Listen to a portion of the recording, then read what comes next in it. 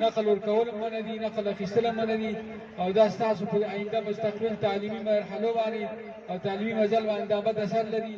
د نقل کوشش مه کوئ، بلکې ښه په ارامه فضا کې ښه په کوشش سره روزانه امتحان ته تیاری وکړئ.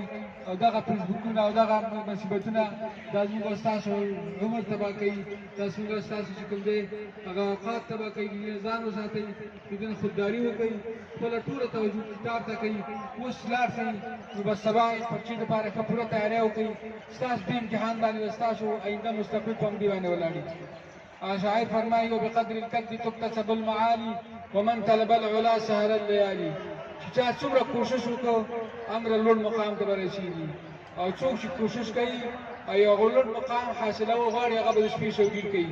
ټوکې غټې شپې دي ګرانو طالبانو، کوم چې کوم دی د مطالعې او د کتاب د تیاري او د امتحان د تیاري لپاره د موقع برابره ده.